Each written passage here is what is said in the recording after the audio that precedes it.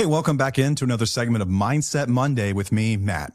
These are episodes where I share with you what it was like over the last nearly 13 years and the wisdom that came with getting sober and staying that way and rebuilding my marriage, becoming a better husband, a better father, a better friend, a better professional, just becoming a better man. These are the episodes that I think really extract the most important lessons here, some of the most important topics, whether that's how to grow up and how to face your fears and overcome shame and some of the trials that come with being a sober person in the world, or reestablishing trust in a relationship. Like, there's a million things we talk about here, all of which are relevant to you, the listener. If you have found a piece of our content, you're in the right place. So whether you're a guy that's trying to do what I did, or you're a spouse or a partner who's trying to gain a better understanding of not just yourself, but your partner as well, and maybe developing some answers to the questions that you've had forever about them. While I am not your partner, and I'm also not a therapist or psychology professional, I am someone that's been there, and I've worked with a ton of people through it. And I don't think that everything I say is ridiculous, even though some of it might be. And so if you're here, you're probably in the right place. And thanks for being here. I want to get something out of the way first. We have a website, twfo.com. That's tufo.com, where you can find out about everything that we offer. Like our free Facebook community, totally free for spouses and partners of people that struggle with addiction. This is your clubhouse. This is your place to collaborate and get questions answered, to feel heard, to feel like you're not alone, to get validation, probably from the most amazing community that exists on the face of the planet. And it's totally free for you, the listener. Just go to our website. You can navigate the community button up there and find out how to join. Just answer a few questions. The most important of them is, how do we greet listeners? And it's going to be welcome to Mindset Monday, or welcome back, or hey, y'all, if you listen to Paige's Friday episodes. We just need to know that you're a listener. We don't want people who are in there from random social media apps who saw a 2-second video and they just want to join and they don't really understand what it is we're trying to do here. We're not like a 12-step group. We are not a faith group. We are a group of people who are trying to get better in a million different ways. And it's an amazing group of people, and there's a lot of wisdom in there. And I don't think there's anything else like it. And it's completely free for you, the listener. There's also merch on that website. If you love the show and you want to rock the show, we've got hoodies, we've got water bottles, we've got stickers, we've got t-shirts, you name it. If you think our merch is ugly, but you do want to support our mission here, you can go to our social media profile and click the link tree. And there's a buy me a coffee link. If you just want to give us $5 for a cup of coffee to help contribute to the show's expenses, we would appreciate that so much. You have no idea. It means everything. Really, it does, that you're willing to give your hard-earned dollars to us to pour back into this content. We've never paid ourselves $1 from till the wheels fall off, and everything that we've ever gotten goes straight back into the content to make it better, more accessible for you, the listener. Or if you don't want to give us anything and you just want to listen, that's totally fine too. We love you all the same. But check out our website to navigate more of that stuff. We've got a program called Reclaiming You as well that is purpose-built for spouses and partners. It's Paige really leading this charge, and I'm involved as well, and our clinical architect, Dr. Christopher Taylor. This thing is amazing. It's for spouses and partners as a way to reclaim their identity. One of the things that people see whether someone's gotten sober or not, is that they don't feel like themselves anymore. It's because you've had to adjust and make yourself smaller in a million different ways to deal with someone who is addicted, and everything that comes with that, and the emotional immaturity and all the problems and the fights that come with it. You get lost and you forget who you were. We do our best to help you rediscover that. And it's got a community that meets on Wednesday evening, 7 p.m. Central. Paige and I are usually in that meeting, if not one of us, both of us. Rarely do we have to not be there, but the meeting's always open for people who are students in the community. And it's incredible. You can find out more about that going to our website, or reclaiming-u.com. Speaking of Reclaiming You, the first person that ever purchased it actually is hosting a free yoga event tonight in our community. So this is another benefit of the community. There's free community calls where people can collaborate and understand, feel heard, get feedback. We encourage crosstalk. We encourage collaboration. But there's also awesome things, like every so often someone wants to give back, and a free yoga session. Like, how awesome is that? Like, a talented practitioner and teacher of yoga is going to be walking wheelies through this. She's a wheelie herself. It's the coolest thing in the world. You know who you are. Thank you so much for everything that you've done for this community. It's incredible. We love you, and thank you. It's just another awesome benefit. This is what it looks like when people are just giving back for no reason at all, just to give back. They feel good. Others feel good. It's a cool experience. Help you grow. If you've never done it before, I think it's even better. Just give it a shot, man. freaking cool. I don't know how often she's doing these, but I think it's just highlight some of the cool stuff that takes place in there. It's so sick. I love it. Today's episode, I want to cover a few different things, man. One of them being, maybe it's a me thing, but I think it's a you thing as well. Like being a social media creator, you come across some wild things in the comment section sometimes. Like, and for the record, we never wanted to make videos. We wanted to make a podcast, and I never wanted to do a video podcast. I thought it was weird. Like, who wants to watch people talk? And no offense if you're watching me talk, but I didn't consume podcasts that way. I've been listening to podcasts for like 10 years, and it was always just like in my car, in my headphones. And I love audio and like the theater of the mind that comes from listening to someone tell stories or talk about things. It's just, I don't know. I just always got more from that. But people love video. And if you want to be seen and you want your message to reach the people that need it, you got to make video these days. And so we started to make videos, and then we had videos that did like well on TikTok and Instagram and Facebook. And you get a lot of people that discover you that way. And it's a great way to grow the show. And it's a great way to get the message out to people that need it. But it's also a way to attract weirdos. And so that happens sometimes. And I posted a video recently about taking accountability in my role for my wife's behaviors. Like, and being addicted and immature and for all those years, like she developed patterns as a result of dealing with me that didn't just stop the day I got sober. And I was talking about how I didn't get mad at her for those things. I held space for those things, and I had to take responsibility and understand that as much as I may dislike them, they were a result of my behaviors. So if I want to get mad at someone, I can get mad at myself over this kind of stuff. This is a normal video, like whatever, but a comment showed up, and it was this guy who was more or less chastising me for changing for my wife. He was like, why is it that men always have to change? Like, I was good enough to marry, and now all of a sudden I have to change. And it just kind of short-circuited my brain. I was like, what the hell? Like, this is either a bot or just a weirdo.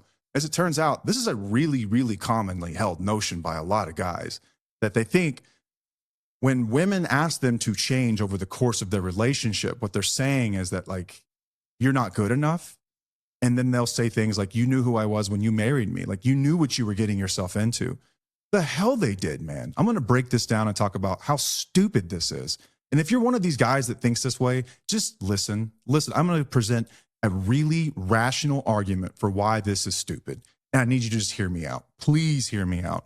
I'm going to talk about shame as well. Shame is something I think prevents a lot of people from growing and changing and getting better, because it's such a powerful emotion, and it's really easy to sink back into and think that you're fundamentally broken and that there's something wrong with you. And it makes it really hard to do something different. I'm going to talk about how I framed shame and some other really awesome topics. Stick around. This one's going to be a good one. I'm going to try to get through this thing.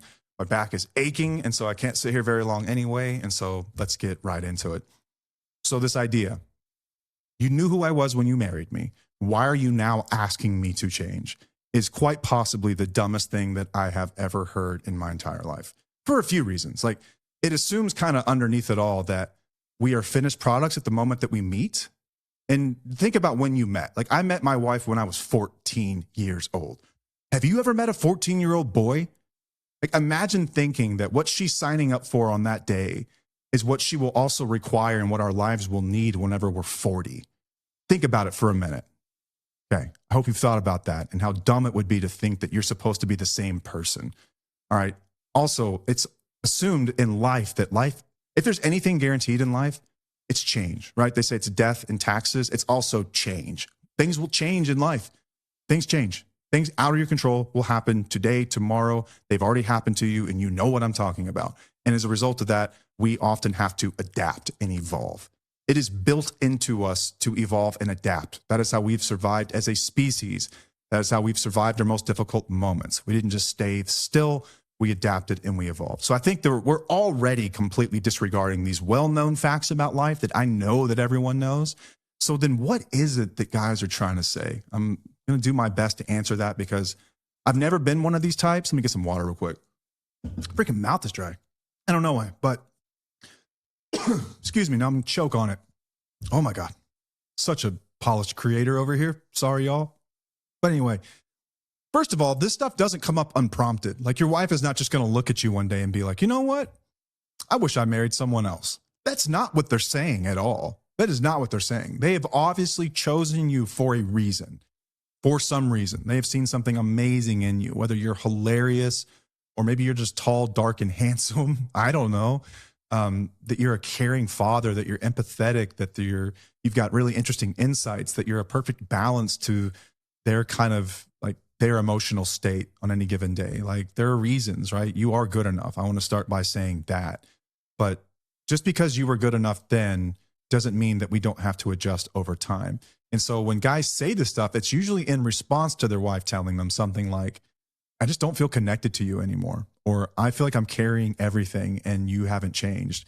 Or this dynamic just isn't working for me. Or I need more emotional presence from you. And you feel like they've changed the contract or something like that. Like at some point they changed and you didn't, and you think that it's a bad thing that they changed, and you think that you not changing is like that's a good thing. And that's a real bad thing, guys.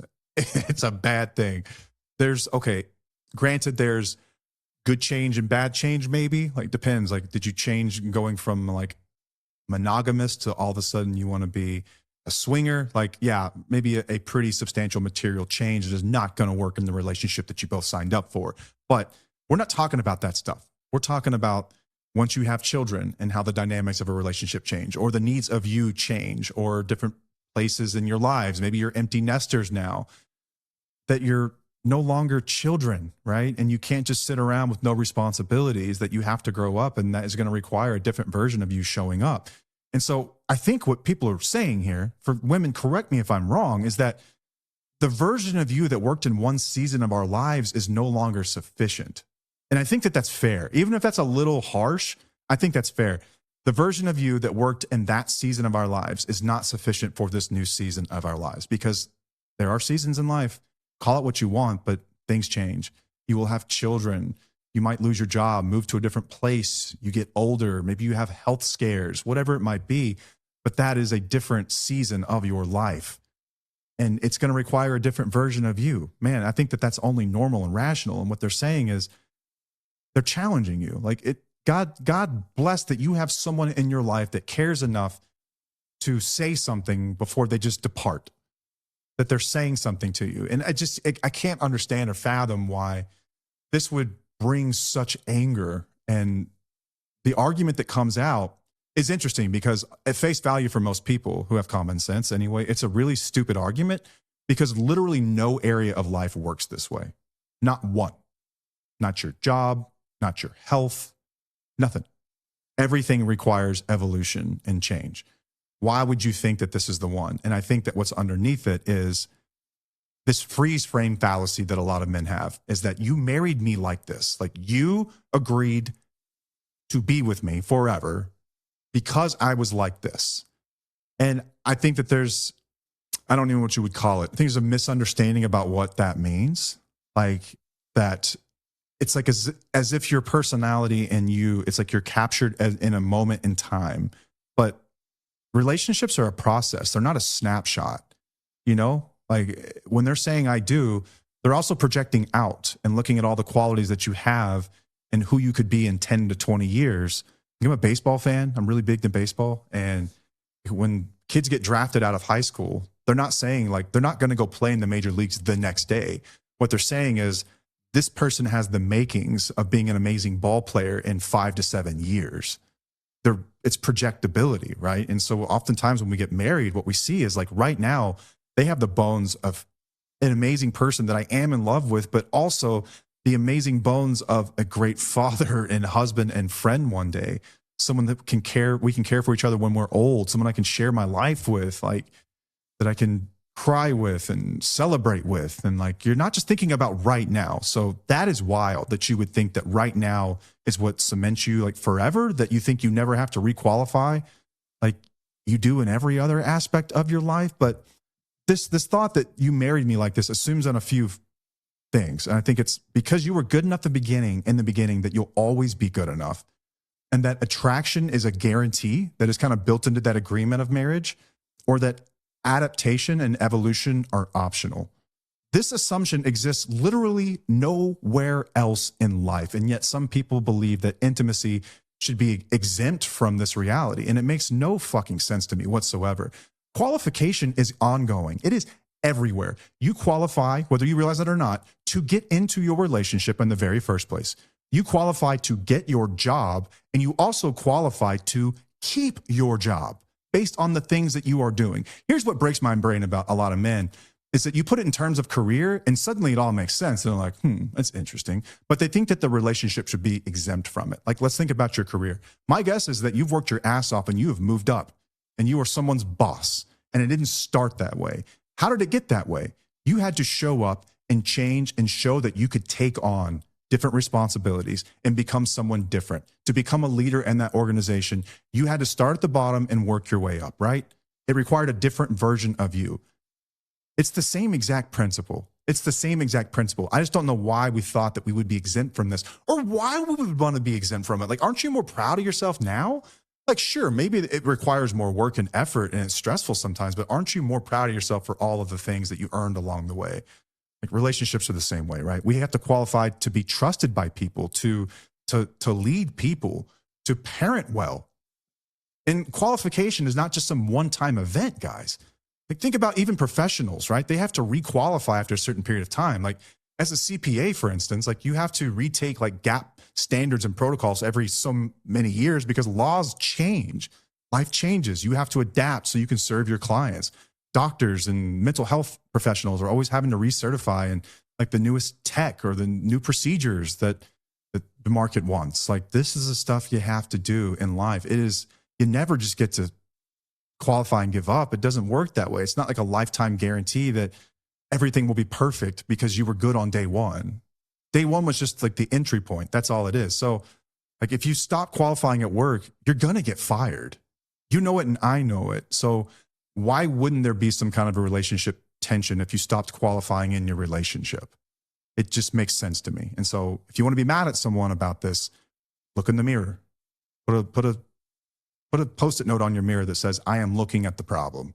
Do me that favor. I had a friend that did that, actually. Good friend of mine in recovery. And that's what he would do. He would have to remind himself he was generally the problem. He was the common denominator in every issue he ever had. But I think if you stop qualifying physically, for instance, like, your body will start to degrade over time. You have to keep showing up differently in different aspects of your life. As you get older, things will change. Your hormones will change. Your needs of your body will change. Love works the same way. I think just perhaps a bit slower. Like, it doesn't disappear overnight. It erodes slowly when someone stops qualifying. And this should not come as a shock or surprise to anyone. But I think that I mentioned this a little bit earlier. I think spouses, like women, I'll just say women, right? Women generally buy low when they look at like us and they're choosing a mate. Like, I know that for Paige, for instance, like when she met me, I was, maybe she looked at me like a diamond in the rough, right? And I was rough. I was 14 years old. I had blonde frosted tips. I was a little out of shape. I was a sweet kid and I was funny. And I was, I had huge dreams for what I wanted to do with my life. And I was caring and I wanted to be a father, like a present father one day. And I think what she saw was like, wow, like, this is someone that not only do I want to be with right now, this is someone I could see myself with for a long period of time. And I think that your spouse probably did the very same thing for you, guy listening. I think that that's generally what women are doing. And I wonder if it's different for men, man. I was thinking about this. Like, is it different for men when we look at relationships? Are we just looking at the immediacy? Like, are we just looking at some of the surface level things? And like, I think about that. Like, when I met my wife, and it's tough because we were 14. Like, I'm not going to fault a 14-year-old for not knowing the wisdom that they should gain over the course of their lifetime. But like, in the beginning, and friends I know that are dating and things like that, like, what are they looking for? I know that guys are generally more interested in looks, right? So maybe in some ways, like, we're subliminally projecting out, like, will they still be attractive in 20 years? I don't know. Maybe there's something to that. But are we thinking about the quality of like partner that they'll be? I don't know. I don't think so. I think that might be an afterthought for a lot of guys as they start to look outward at their spouse, like 20 years projecting, like, is this someone that I'm sensing like some major like instability with, or like, are they calm and rational when it comes to disagreements and that sort of thing? I don't know. Maybe we're just not looking at this stuff as hard, but women look at it really hard. And so you need to understand that, like, you're not just being held to the standard you were on day one. You're being held to a standard of projectability over the course of your life. There's an assumption I think that a lot of women make, and rightfully so, that we will grow up and we will mature and we'll adapt to responsibility because that is what people do, man. That shouldn't be a shock to anyone. And I think this is very common sense to women because historically women have had to change far more than men. And maybe this is my bro science hypothesis for why this is so prevalent from guys. This idea that I shouldn't have to change. I was good enough on day one. Why are you asking me to be someone else? I'm not. Because I think women historically have had to change. Like think about pregnancy and childbirth, for instance. Like the moment that Paige got pregnant, her life changed like in an instant, like just boom. I have to grow up. I am no longer an adolescent. I am no longer a kid. I can no longer take things not seriously. The things I used to just disregard, I have to take seriously now, like her health and her sleep schedule. And it wasn't just about her, it was about other people. She had to learn how to not be selfish anymore at a pretty young age. I don't think the guys have to do that nearly as much. I'm sure there are some outliers, but on the whole, I'm comfortable saying that women have to learn how to be unselfish much earlier than men do. And part of it is because if you've had children, that's day one stuff, right? When that baby is born, it needs you. You don't get to go out and party anymore. You have a child that needs you. You have to breastfeed in the middle of the night. Your sleep is sacrificed. Your needs are put aside for something else, for someone else. And so it's just really natural. I think if you look at women historically in the workplace over the last 50 to 70 years, they had to come in and they had to really change who they were in order to survive in that world.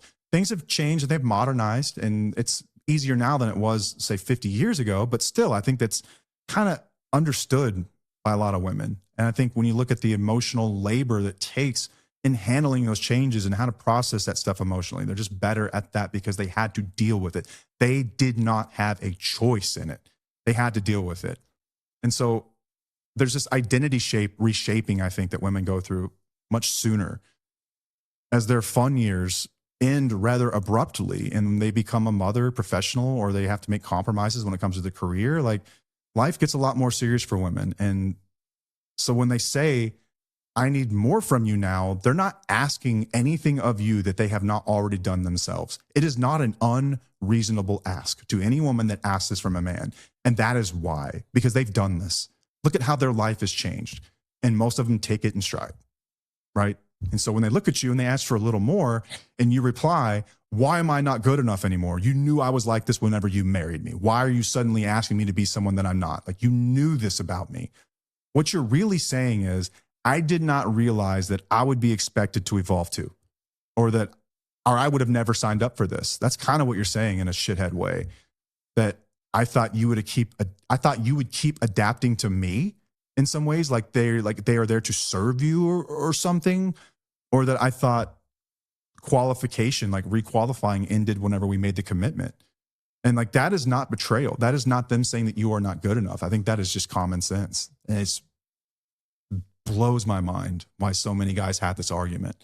And I am open to hearing if there's something more to this. If you are a guy listening and you are like beating your dashboard right now, like, no, he doesn't understand this. This is what we're talking about. Shoot me an email. I'm open to listening. It's Matt, M-A-T-T, at twfocouple.com. And for anyone who ever wants to shoot me an email, if you've got an episode idea or something like that, shoot it to me, man. I'm very interested in hearing from you guys. And I read basically everything for the most part. Maybe not right away, but I'll get to it, put them in a folder and I'll get back to that stuff. But anyway, let me know if I'm missing something. But I think why this belief feels fair to guys, but it isn't, is because it sounds principled. I think that guys almost think this is noble, that they haven't changed. Like they think it shows their loyalty and their authenticity and their integrity. It's like, I am the same person then that I am today.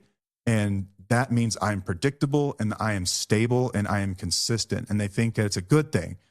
But underneath it, what really is ego protection and immaturity and this fear of inadequacy, I think, coming out. I think it's also the avoidance of effort. I think it's the avoidance of grief over lost potential as well. Like realizing you could have been doing better all this time. And there's a certain amount of grieving that comes with that, or maybe just some strange feelings about that. But what it really does, it externalizes responsibility without sounding selfish, because it is selfish, but you're just trying not to sound selfish by blaming someone else while you're being so noble and remaining unchanged. But it just takes a me problem and it makes it a you problem. That's what you're doing. Instead of recognizing that it is a me problem, this is me, I need to change, you're making it a them problem by calling out this rather ridiculous red herring. This is a red herring, right? You are making this about something that it is fundamentally not. This is about change and evolution in a relationship, and you are trying to make it about loyalty or like this stagnation case that I should have always been good enough for you because you committed to me. That is ridiculous. It sounds like loyalty and like fortitude and stability and consistency, but it's not. It is like those things are a veil for a massive issue underneath that is immaturity and a reluctance to evolve and adjust. And it is also the sure sign that you are with someone that has a fixed mindset about life in general. And it's really, really hypocritical. And this is the fun part for me, because you can stab this in a million different ways. Ask any guy, where does this logic hold up elsewhere in your life? Because I know it's not at work. Telling your boss, why should I improve? Why should I change? Imagine getting like a new system or a new machine at work that you have to learn. Like, dude, you knew who I was the day you hired me, and you knew I only do this. You would be fired so fucking fast. They wouldn't even think twice about it. Like, get out. It is inherently built in that when you are hired, you grow with the business. And as things change, you adapt. And if you want to move up, you have to do that as well. Like, imagine telling your boss, I was good enough then. Why am I not good enough now? Their eyes would go cross. They wouldn't even know how to respond. They would probably just ask you to pack your shit and leave. Imagine like talking to a doctor, like, and getting mad at him that the same things that kept you healthy at 17 don't work at 47. Like, dude, you cannot eat Taco Bell every night. Like, we all figured this out when we turned like 30, did we not? Like, there used to be like every group of guys had that friend that just stayed lean no matter what they did. And we all said, like, it'll catch up with them one day, just wait, because it catches up with everyone. And eventually one day that guy gets like the ultimate dad bod. And it's like, yeah, you figured it out. It's affecting your health now. Things have changed. Father time is undefeated, and what worked then does not work now. We have to change and adapt and evolve. Maybe you're like me and you're getting gray hair and you're aging and you're taking different types of vitamins and supplements because your body needs different things because circumstances have freaking changed. This is applicable in your health. Imagine parenting. Like the day we brought our daughter home. Imagine being like, this is the kind of parent I am, man. I change diapers and I give them bottles. And that's it. But my daughter's coming home now with algebra and boy problems and drama at school and questions about life in college. And it requires a different type of parent to show up. And I've had to evolve and change and adapt with that. Duh. What about in friendships? Like, imagine telling your friend, like, why would you ever expect me to be reliable? Like, you knew that I was flaky to begin with whenever they're upset about you, like flaking out on something. Because it's assumed that we change in life, that everyone wants to do better. Like, you're basically saying, I want to be immune from having to do better. And what a dumb effing notion that is. It is just insane to me. Just crazy. But I think why it feels like betrayal to a lot of guys whenever they are challenged like this is what I think is happening, my guess anyway, that they can't quite communicate adequately or that makes sense, is when someone holds up that mirror and they ask you to change, it's a threat to their identity. It's saying like the rules have been rewritten and I didn't get the message and I'm not good enough in some ways and I'm inadequate and I have to grow up. Like, they hear that you're behind or that you're not enough or that somehow you've failed. And instead of asking what's being asked of me right now, they defend it with I was already enough, which is total horseshit. Maybe even if it's true that at one time you were enough. We were kids, dude. That was before things changed. And like, everyone seemed to have changed except for you. And so there are a ton of guys out there that struggle with this. And I don't know what we do about this. I really don't, man. There's this like really, I don't know, man. It's horrible. Like, there's like the male loneliness epidemic, you know, like there are a lot of men that are struggling right now and they're alone. And is that all women's fault? No, it's not. Like, this stuff is brought on in some ways by us, you know, and by us. We could get into some really interesting conversations about the education system and how that doesn't exactly benefit men the same ways it benefits women. But at the end of the day, like, you adapt or die, and we have to adapt and we have to take responsibility for our role in our own suffering. And this is where we could start. in thinking that we were always supposed to be enough and that we're too good to change, that we don't know how to process shame. And so we'd rather just blame other people than do something about it. Like, that's insane to me. It should hurt a little bit. It should. We're supposed to be changing, man. It's also, I think that it's a really immature way of looking at love. Like adolescent love, like when you first get together, it's like, you say things that are applicable and at that time period, but certainly you don't want to be held to for the rest of your life. Like you're perfect exactly the way you are. Like, true now, but maybe not true forever. If you married someone who like smokes weed every night and they drink with their friends on the weekends, or they play golf for 4 hours on Saturdays, like that is not going to be the case whenever you have children and they have to be in two places at the same time and you need help and you're drowning as a parent who feels like they're a single parent. Like that is not true anymore, man. Adolescent love says, don't challenge me. It says love means comfort. And I think that adult love means you say messages like, help me become more capable, challenge me, call me out, call me forward. Don't let me just rot over here. And a lot of people just haven't matured to the level where they're ready to have those kinds of conversations. Refusal to change is loyalty to your ego, not to your partner, to your relationship. For as much as you want to say that you're loyal, who are you loyal to? You're loyal to yourself. You're not being loyal to your family. You're not being loyal to your wife. You're not being loyal to anyone but yourself and your ego, your fragile little ego that refuses to be challenged and wants to stay exactly the way it is. And God forbid you've done something wrong, right? And so I think the real question here is not why am I not good enough anymore? It's ask yourself if you are still qualifying for the life and relationship that you are in right now. Have you qualified? Because life will keep asking you that question, whether you like it or not. Get used to it. You don't have to like it, but you have to accept it. This is a fact of life. This is a fact of life. That idea of qualifying time and time again. And I think about the ways that my relationship and my life have changed. Like when we first got together, again, I was a kid, 14 years old. I was playing guitar in a band. And the reason I did that, by the way, because I was always an athlete. And I thought that, if I want to get a girlfriend, I'm going to have to be good at football or baseball. That's the only chance I have, because I was not a cute kid. So I had to be a good athlete. And then when I broke my leg really bad, that's how I initially got introduced to addiction and substances. I got addicted for the first time at like 12, prescription opioids because of an injury.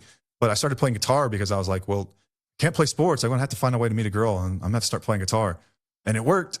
That's how I met Paige. She was interested because I was like this rambunctious punk rock kid. And, I think about the kind of kid I was back then and like what she saw in me. And I was sweet and kind, and I was fun and alternative and just, very different than her.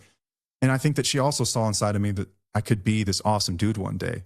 And I always thought that I would grow up. I thought that maybe I watched too many movies, man. I always thought that I would just grow out of all this addiction and immaturity and struggling in my marriage. I thought that, whenever I graduated from college, I would just get it together. And then that came and went and I didn't change. And I thought that when we got married, I would just grow up. Like I thought it would just happen.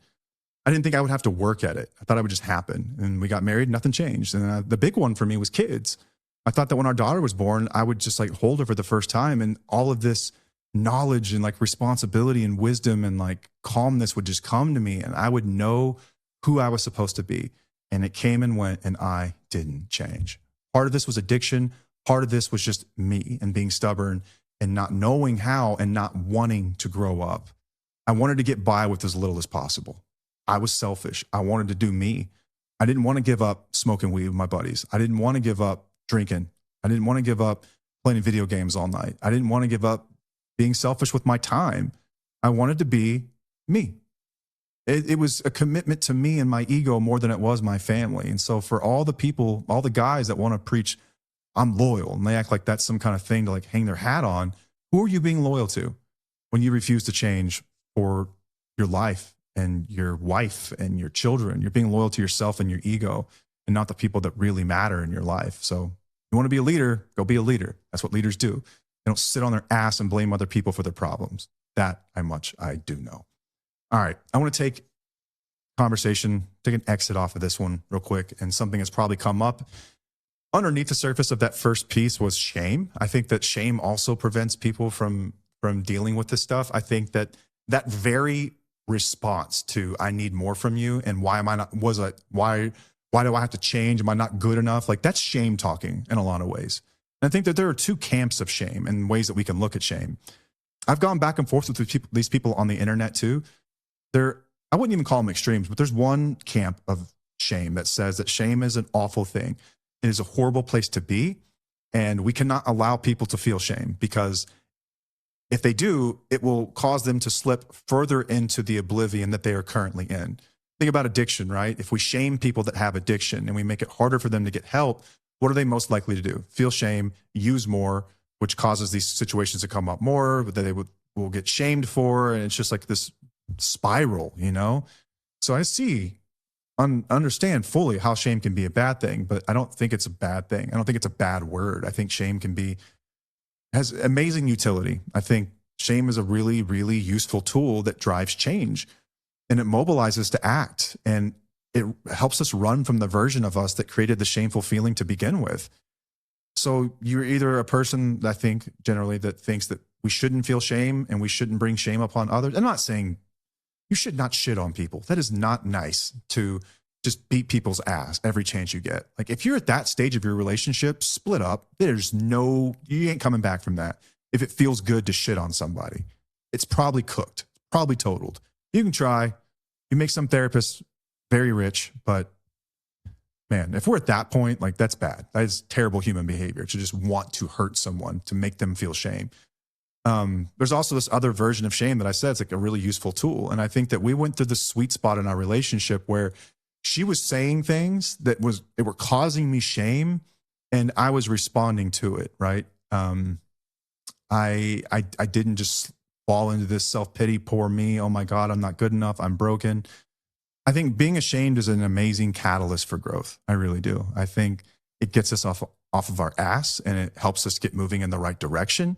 I think it's a mobilizing emotion that gets us going in the right direction. And I agree that you can't live there forever, but I do think it's an amazing fuel source that will rip you off the launching pad to get you going in the direction that you want to get going in.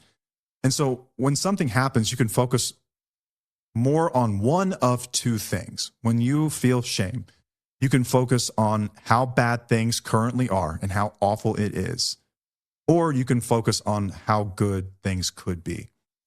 There was this quote that I loved, and it said, imagine how good you could be if you didn't care about how bad you currently are. And I think that that's it, right? I think, and maybe there are two different ways people handle this. There's some people that just want to focus on how bad things currently are, and they look at it like, can't win, don't try. This is insurmountable. I can never climb that mountain. And there's another group of people that says, imagine how good this could be if I could fix this. You know, like, what could my life look like if this actually worked? How good that could be. And that was me. I got really, really fired up when I was challenged in those ways. And when Paige was at the point where she was basically about to leave me, she was making preparations for what life would look like without me. And I saw the writing on the wall, man. At some point, we all see that look in our partner's eyes, or that sound in their voice, where you know that they're not even mad and they're done trying. They're just done. They're just done with you. That's where we were. That's where we were at. She was living her life as if we weren't even married anymore. And I saw the writing on the wall. Instead of feeling like, oh, what's wrong with me? I was good enough then. And, you know, poor me. And I didn't have it good growing up. And this is just horrible. And I suck. And I'm never going to be enough. Man, shut up. I don't want to hear that. How good could it be if you didn't focus on that? Imagine how good you could be. Imagine how great things could be when you overcome this. Not if you could, because you can. When you overcome this, how amazing things could be.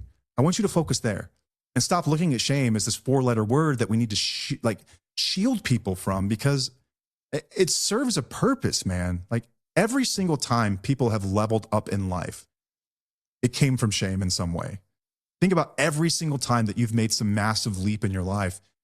It was preceded by not wanting to be that person anymore, not wanting to be that version of that person. You got your ass in gear and you mobilized and you made changes that serve you and benefit you and the people that you love. That's just the truth. Every single time in my life I've ever done something that I'm proud of, it came from a place of shame in the beginning. I wouldn't have changed otherwise. I wouldn't have had to. We talked about the region beta paradox. We've talked about this a lot, you know, that people have to incur a certain level of pain before they will make changes. We have to. That's just how we work. I wish I don't know, maybe there's some people that are just more reasonable than that. And at the first sign of someone challenging them or seeing the writing on the wall, they just make adjustments. But I know for a lot of us, especially a lot of guys, that you're going to have to feel pain before you'll change. I had this good friend that used to say time plus pain equals change. And that pain ingredient is very important. And that pain getting high enough, even for a short period of time, will make us change. Or sometimes it's a very small amount of pain for a very long period of time, but the result is still at the end change. And those two ingredients are vital. Like, you are going to have to feel pain, and that comes from feeling the shame.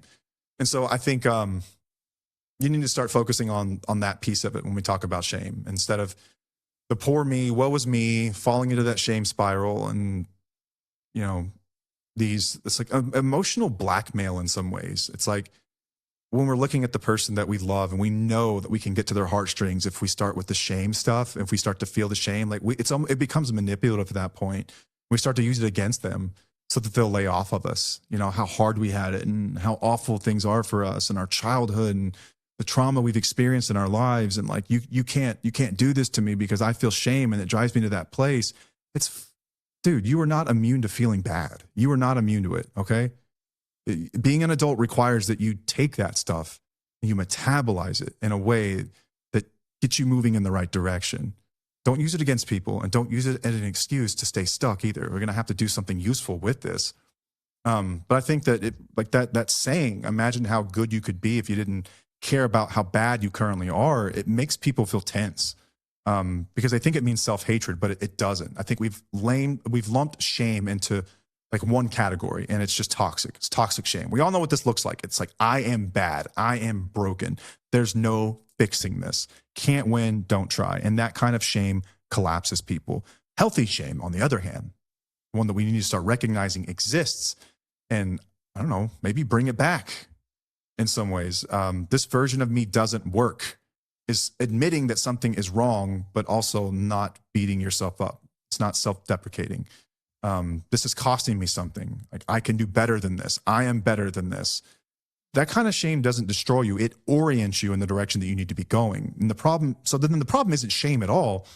It's the problem is that people panic the moment that they feel it and they don't know what to do with it. And for me, my ego was the biggest roadblock that I had.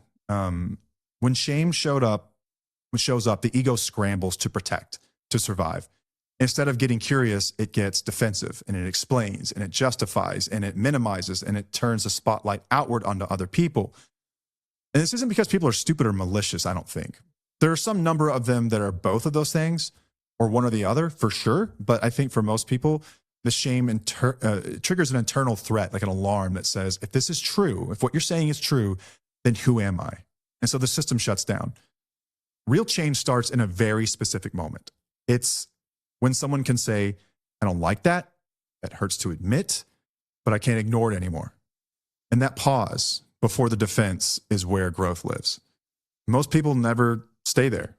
They rush to make it feel better, make this go away, make it someone else's fault. And in doing so, they miss the signal, the most important thing. Like, feeling bad is not the problem. Being unwilling to feel bad is the problem here. Every upgrade in life requires a temporary hit to your ego. It is going to be okay. Something good will come of this. People who grow aren't immune to shame. Like, they still feel it. They're just willing to sit with it and without letting it decide the next course of action in their life. Like, they don't let it decide what's next for them. And man, I think you should always approach things curiously.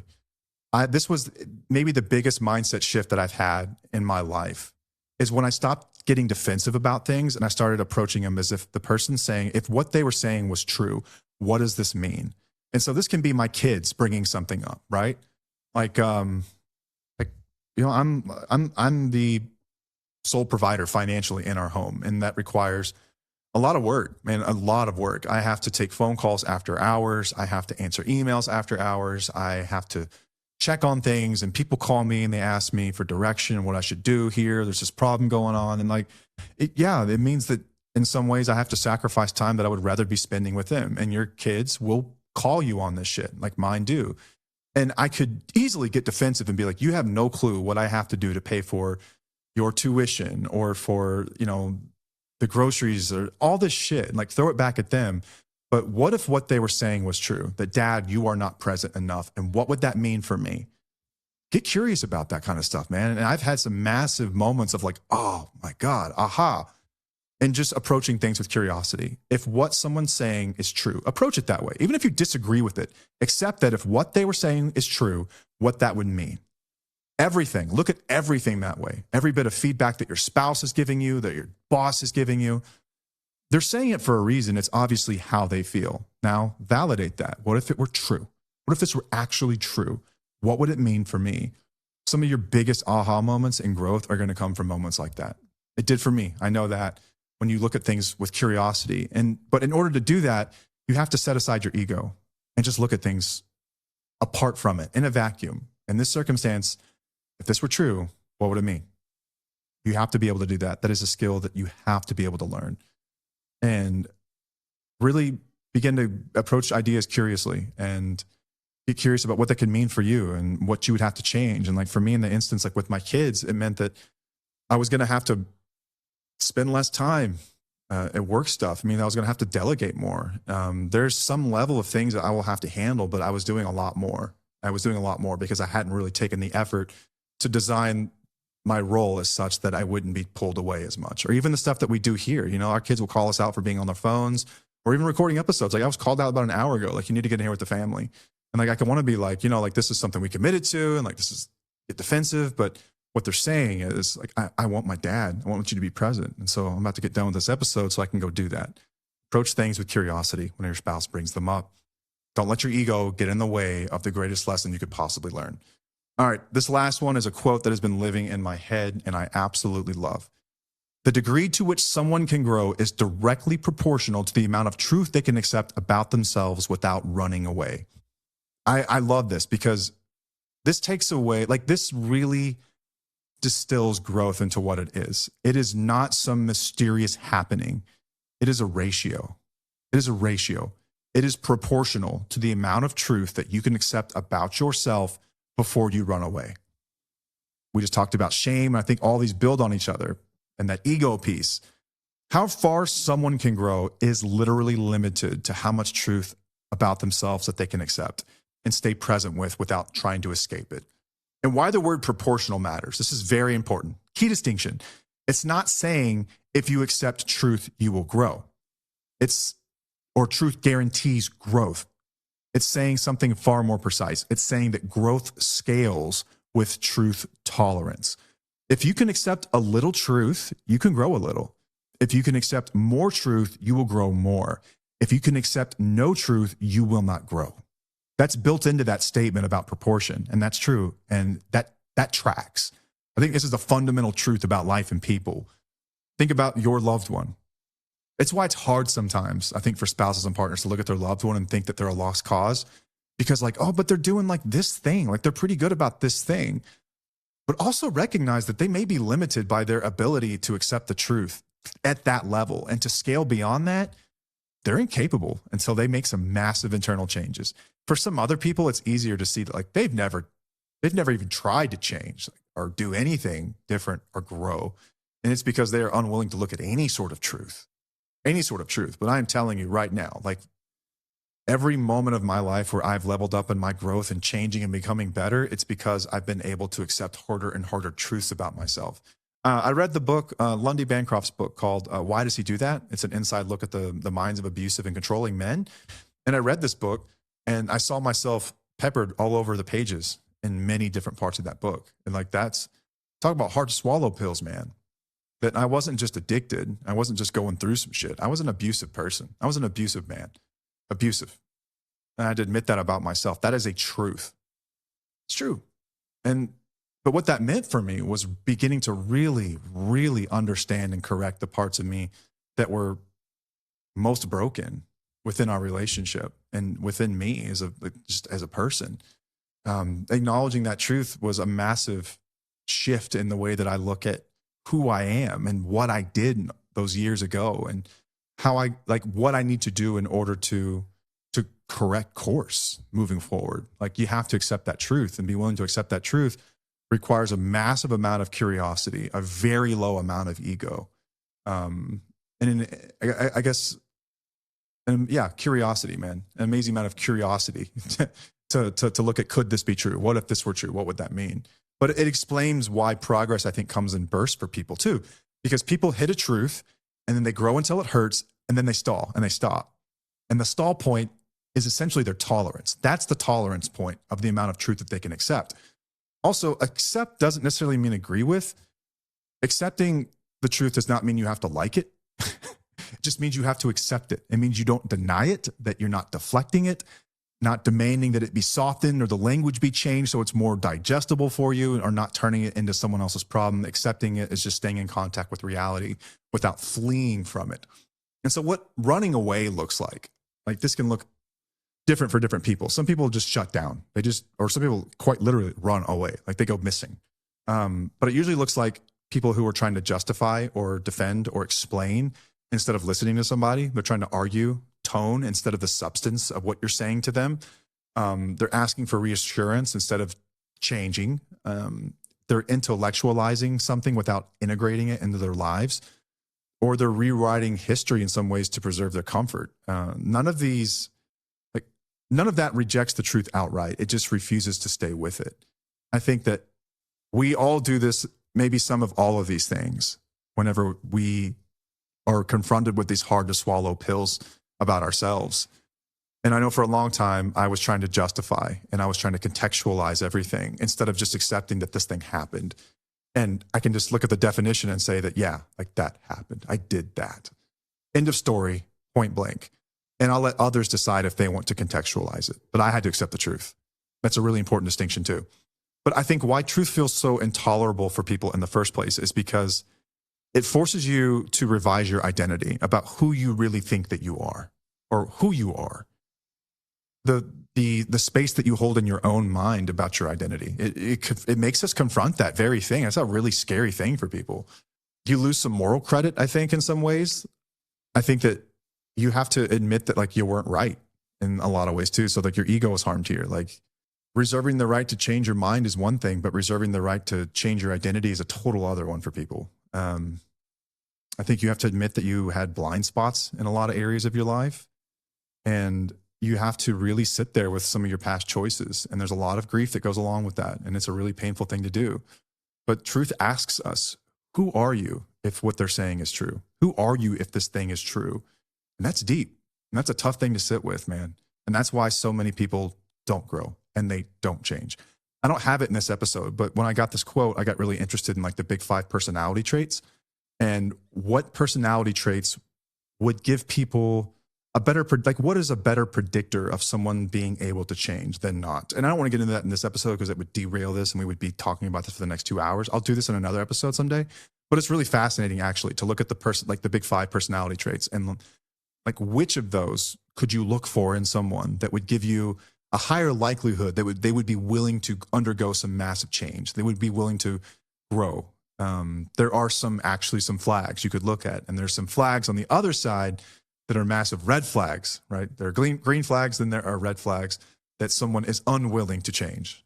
And as it turns out, there's a pretty small population of people that carry the personality traits that could tell you that they would be able to change, like that they would willingly change.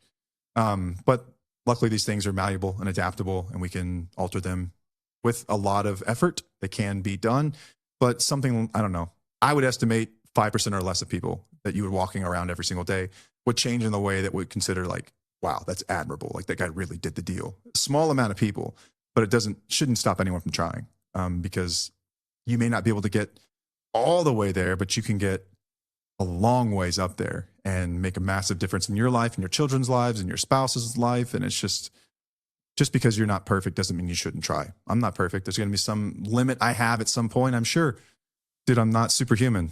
Something will come up at some point, and but I will promise you, I will try my best to barrel through it. But I think a lot of people that question, like, who am I if this is true, just feels really dangerous. I think that the nervous system kind of activates avoidance, and for many of us. But growth begins where self-deception ends. I've always said that the most dangerous type of deception is self-deception. That is the worst of them all. Deceiving your own self is worse than deceiving other people. I know that sounds crazy because you can think about how bad it is to deceive others, but you think about self-deception, how awful that really is, that you can't even see this. And so not only are you never going to change it, you're going to continue to hurt others too. And through deception, it's awful. But you cannot grow beyond the truth that you are unwilling or refuse to accept. And it's not because you're incapable, it's because that growth requires working with reality, not fantasy of this thing that you wish you were. Reality is the raw material of life, what we have right now, and no amount of effort can compensate for ignoring that.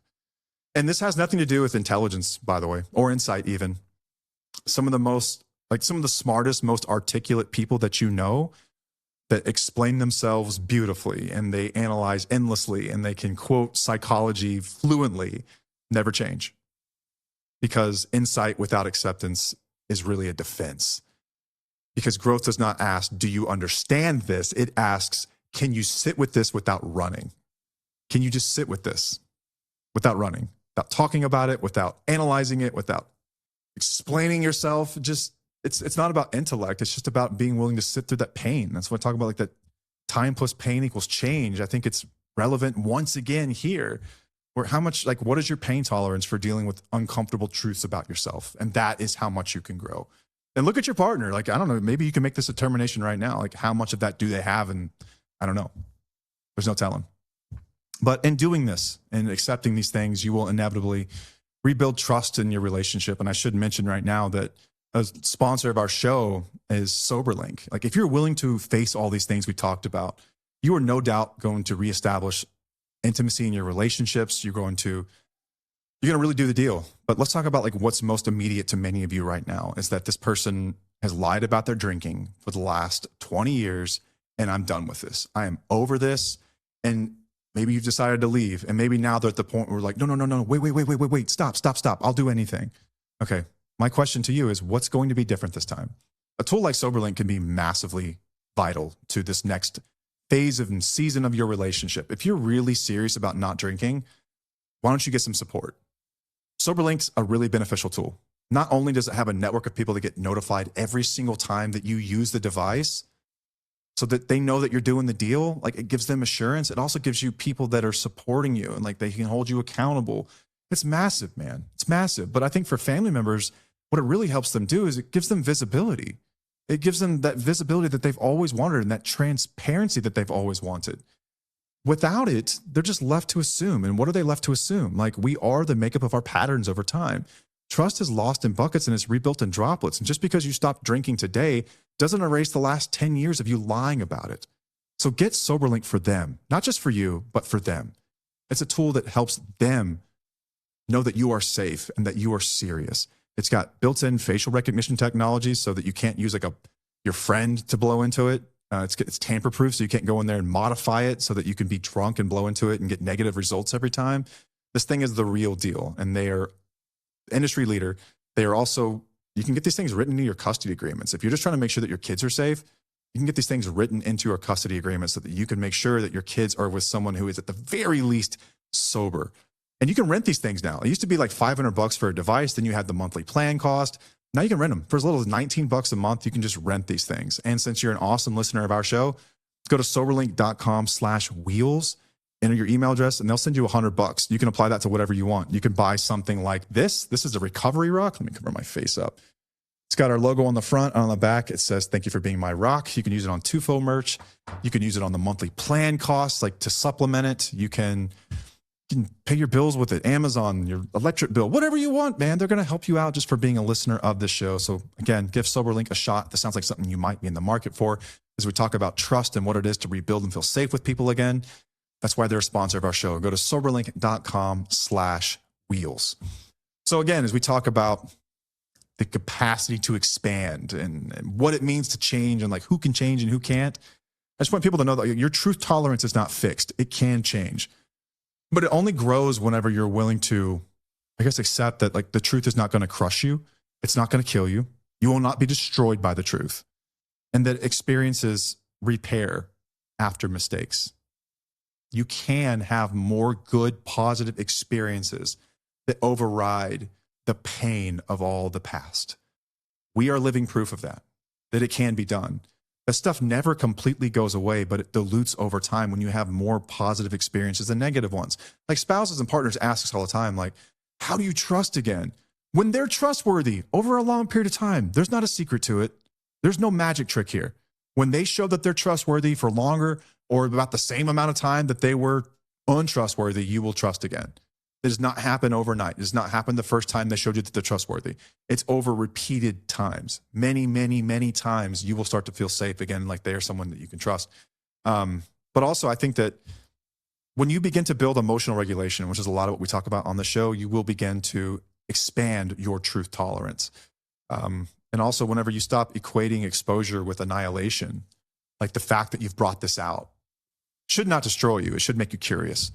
So each time that you stay present without running away from something, your capacity expands and it grows, and it raises your growth ceiling. Like this is the bones of what growth truly made of. It's your ability to sit there with uncomfortable truths about yourself without running from them. And that is what keeps people from growing. And that is why some people grow to outstanding lengths, is because they're able to do that. They're able to look at those hard truths. Growth does not stop because people don't want it. I think a lot of us want growth. It stops because the truth gets heavier than what they're willing to carry. That's it. It gets to a certain point and I don't want to do this shit anymore. This is too much. We crossed the threshold that I am uncomfortable with, and they stagnate and they just stay there. It's for the people, for you amazing, beautiful sickos out there who are willing to keep going and keep pushing and keep hearing more uncomfortable truths and what you would do with them. You know, how do I set aside my ego and shame and just listen to this? And what do I do with this? And what's next for me?